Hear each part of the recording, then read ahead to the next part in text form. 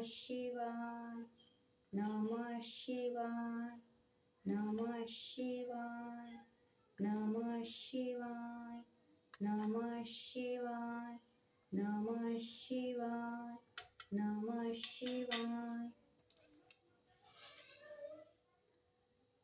नमः शिवाय, नमः शिवाय, नमः शिवाय, नमः शिवाय, नमः शिवाय।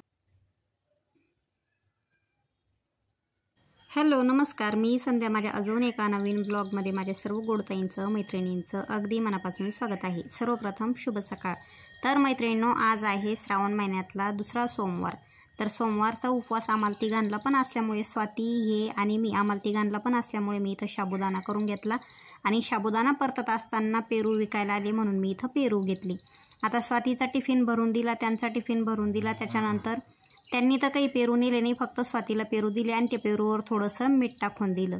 त्यांच्या दोघांचा साबुदाणा खाणं झाला, टिफिन भरून दिले, ते दोघं पण गेले। त्याच्यानंतर माझा इथं चहा ठेवला मी। ते दोघं गेल्याशिवाय मला पण चहा करता येत नाही, मी माझ्या स्वतःसाठी चहा ठेवला। स्वातीला काही चहा घ्यायचा नव्हता, तिने साबुदाणा आणि पेरू खाल्ला होता त्याच्यामुळे। तर मी इथं माझा चहा वगैरे घेणं झाला। त्याच्यानंतर मी इथं थोडेसे शिल्लकचे जे कामं होते घरातले ते काढले। पेरू आणि बटाटे स्वच्छ धुवून ठेवले, कोरडे झाले, नंतर फ्रीजमध्ये ठेवून देणार आहे। त्याच्यानंतर इथं शेवया थोड्याशा, आता परवा मी शेवया केल्या होत्या, तिखट तुम्हाला माहीतच आहे। तर ज्यावेळेस मी शेवया केल्या तर आमची साहेब म्हटले की तू काय कर, शेवया थोड्याशा उन्हात ठेव, कारण थोडासा उबट वास येतोय। म्हटलं ठीक आहे। आज चांगलं कडक ऊन पडलं होतं म्हणून तो शेवयाचा डब्बा काढला, शेवया छान अशा उन्हात ठेवल्या आणि डब्बा घासून घेतला। त्याच्यानंतर जे माझ्याकडं ट्रॉली आहे कांदे बटाटे ठेवण्याची, तर ती ट्रॉली पण खूप खराब झाली होती, ती पण रिकामी केली, ती स्वच्छ घासून ठेवली। त्याच्यानंतर आंघोळ वगैरे करून छान मी इथं पूजेची तयारी केली। आता बेलपत्राचं झाड आपल्याकडंच आहे, बेलपत्र त्यांनी कालच तोडून ठेवले होते। ज्यावेळेस मी आणि स्वाती सिटीत होतो त्यावेळेस ते घरी लवकर आले होते, म्हणजे जवळपास 6:30 पावणे 7ला आले होते। त्यावेळेस त्यांनी 7-8 पानं बेलपत्र तोडून ठेवले, कारण खूप किडलेलं आहे झाड, आळे पडतीये, जास्त काही पानं व्यवस्थित निघत नाहीये आणि त्याला औषध मारण्याचा पण प्रयत्न केला होता, म्हणजे औषध मारलो त्यांनी एक वेळेस, परंतु त्याच्यावर काय घुलं आहे की किडा आहे काय माहिती पायकसच्या झाडावर, तर तेच किडं बेलाच्या झाडावर पडतंय आणि ते बेलपत्र खूप असे किडून जाऊ लागले। मग किडलेलं बेलपत्र हे महादेवाला व्हायला चालत नाही, आम्ही तर नाही वाहत, आणि सोमवारी, एकादशी, प्रदोष या दिवशी पण बेलपत्र तोडायला चालत नाही। म्हणून ते आले आणि त्यांनी 7-8 पानं चांगले तोडून ठेवले होते। एवढं बरं झालं, म्हणजे मला पूजेला काम आलं। मागच्या सोमवारी तर बेलपत्र वाहिलं त्यावेळेस खूप असे पानं सुकलेले होते, ते बेलपत्र व्हावं असं पण वाटत नव्हतं, परंतु काय झालं, आमच्याकडं बेल काही विकायला येत नाही, तर मी ते सुकलेलंच पान वगैरे वाहिलेलं होतं। तर चला असो, त्यांनी आता 7-8 पानं तोडून ठेवलेले होते आणि आज शिवमूठ आहे, तिळाचे आहे। जे बेलाचं झाड आहे त्या बेलाच्या झाडाखाली महादेवाची पिंड यांनी मांडलेली आहे, त्या महादेवाची पूजा तर यांनी केली होती। आणि आज आमच्या समर्थाला बरं नसल्यामुळे समर्थानं काही देवपूजा वगैरे केली नाही, खूप उशिरा उठला, काय झालं काय माहिती त्याला, तर एवढं 1 वर्षापासून त्याच्या मागे 7.5 लागल्यासारखंच झालेलं आहे। 1 महिना चांगला राहतो, एका महिन्यात दुखणं येतं, दर महिन्याला त्याचं दुखणं चालूच आहे, कधी पायाचं, कधी पाठीचं, कधी थंडी ताप, थोडीशी तब्येत बरी होत आली की त्याला असं दुखणंच येऊन जातं।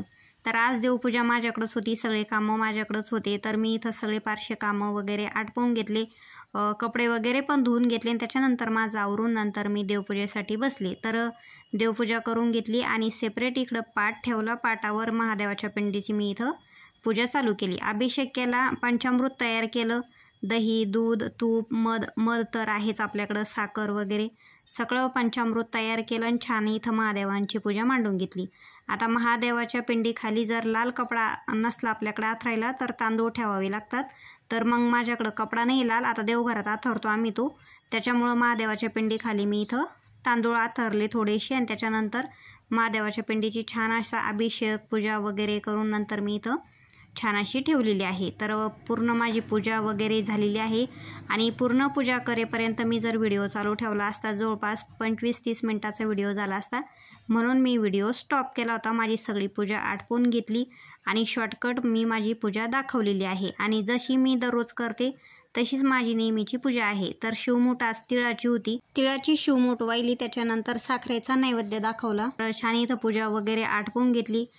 फराळ वगैरे तर मला चालत नाही, साबुदाणा परतवला होता, त्यांनी दोघांनी नेला. समर्थने पण खाल्ला आणि त्याला पण एक गोळी देऊन तो पण झोपून राहिला गोळी वगैरे घेऊन. त्याच्यानंतर माझी छान पूजा वगैरे आटपल्याच्या नंतर आता मी डब्बा वगैरे घासून ठेवलेला होता बाहेर. तो डब्बा आतमध्ये आणून ठेवला, शेवया भरून ठेवल्या, कांदे बटाट्याची ट्रॉली होती ती आणून ठेवली. त्याच्यानंतर झाडून वगैरे घेतलं आणि छान इथं जे रेग्युलर कामं होती ते मी अशी केलेली आहे.